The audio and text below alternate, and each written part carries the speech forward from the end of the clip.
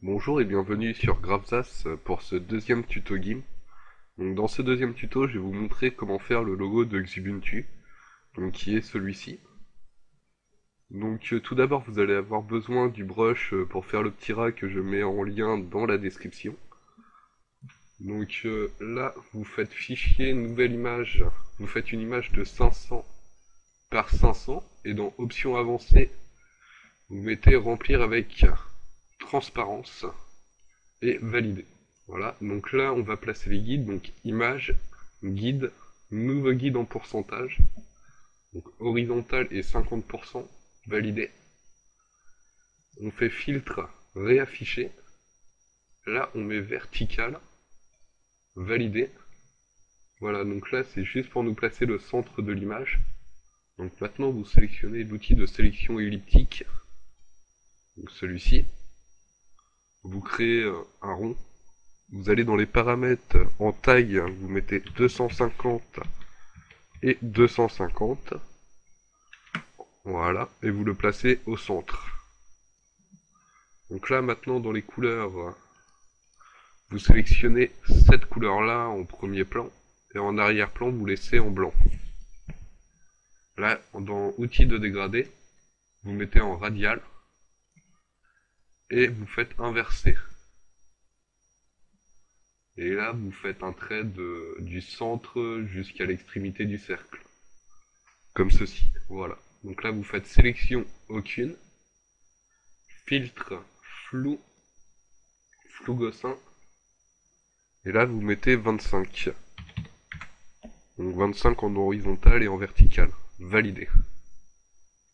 Voilà. Là, vous faites créer un nouveau calque, vous nommez anneau,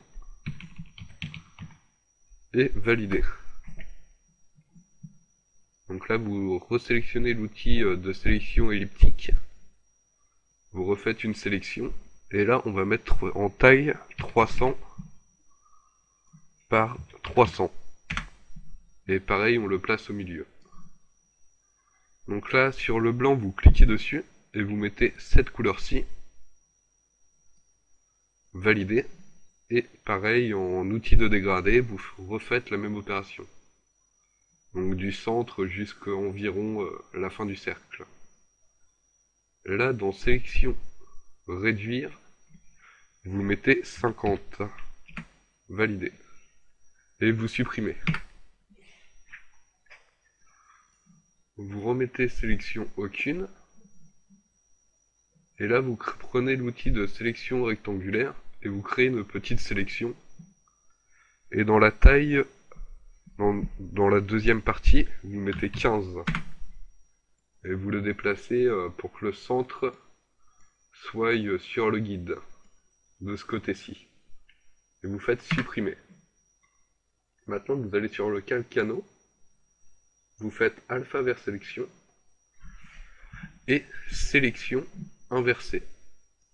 Voilà. Et maintenant, vous allez dans outils de rotation, vous faites transformer la sélection, et vous cliquez sur l'image. Et là, vous mettez 120 degrés. Et rotation. Là, vous faites supprimer, donc la touche sup de votre clavier. Et vous recliquez sur l'image, et encore 120 degrés. Rotation. Et pareil, encore supprimer. Et là, sélection aucune. Voilà, l'anneau est déjà fait. Donc là, vous créez encore un nouveau calque que vous nommez rond. Et pareil, les options par défaut et valider. Donc là, vous reprenez l'outil de sélection elliptique. Vous faites un petit rond.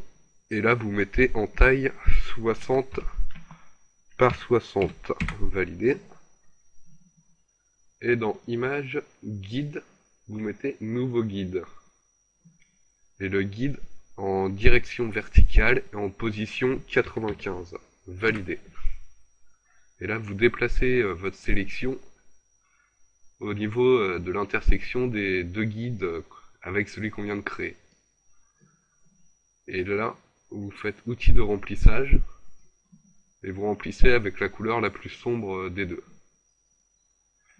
Voilà, vous faites sélection aucune, et vous dupliquez 2 fois le calque rond. Donc là, on a copie de rond, et encore une fois, copie de rond. Donc là, sur copie de rond, vous faites outil de rotation, transformez le calque, et rotation de 120 degrés. Rotation. Et sur copie de rond, vous le sélectionnez, vous allez sur l'image, vous cliquez, et là, moins 120 degrés. Rotation. Et là, vous faites fusionner vers le bas, et fusionner vers le bas. Voilà, donc là, on a nos ronds qui sont créés. Donc là, on fait un alpha vers sélection. On sélectionne le calque anneau. On fait sélection, agrandir de 10 pixels, valider. Et sur le calque anneau, on fait supprimer. Pareil sur le calque arrière-plan. Supprimer. Voilà, donc là vous faites sélection aucune, ou moi je sélectionne directement l'outil de sélection rectangulaire et je clique au hasard. Donc là vous allez sur le calque rond, vous faites un clic droit, fusionner vers le bas. Vous sélectionnez le calque arrière-plan, vous faites créer un nouveau calque, et vous le renommez ombre. Valider. Vous faites un clic droit sur anneau, un alpha vers sélection. Vous sélectionnez le calque ombre, et là vous cliquez sur le petit carré noir et blanc pour remettre ces couleurs-là sur la palette de couleurs. Là vous faites édition, remplir avec la couleur de premier plan. Faites sélection aucune. Après dans filtre, faites flou, flou gossin et un flou gossin de 25. Valider. Là, vous sélectionnez le calque anneau, vous faites créer un nouveau calque, vous le renommez Flash, valider, vous faites un clic droit sur anneau, alpha vers sélection, vous resélectionnez le calque Flash, vous faites édition, remplir avec la couleur d'arrière-plan, qui est cette fois-ci le blanc. Donc là, vous faites sélection, réduire de 2 pixels, valider, et la touche supprimer de votre clavier. Là, sélection aucune, filtre répéter flou gaussien, et là vous réduisez l'opacité à 50%, donc ici à 50%. Voilà, vous sélectionnez le calque anneau, un clic droit, et alpha vers sélection. Là vous resélectionnez le calque flash, vous faites sélection inversée, et la touche supprimée de votre clavier. Voilà. Donc là vous faites sélection aucune, vous créez un nouveau calque que vous renommez ras, valider. Vous sélectionnez le brush que je vous ai fait installer tout à l'heure en début de ce tuto, donc celui-ci. Voilà, vous allez sur l'outil pinceau et vous laissez les paramètres par défaut. Et là vous placez votre ras au milieu à peu près comme ceci. Donc là il ne nous reste plus que les effets de couleur à faire sur les anneaux et sur les cercles. Donc pour cela sélectionnez le calque anneau. Donc là vous faites outil de sélection contiguë. Vous voulez sélectionner la petite boule en bas et l'anneau ici, en maintenant la touche maj de votre clavier pour que ça s'additionne à la sélection. Voilà. Et là vous faites sélection agrandir de 2 pixels. Voilà. Donc là vous sélectionnez l'outil d'éclaircissement et d'assombrissement.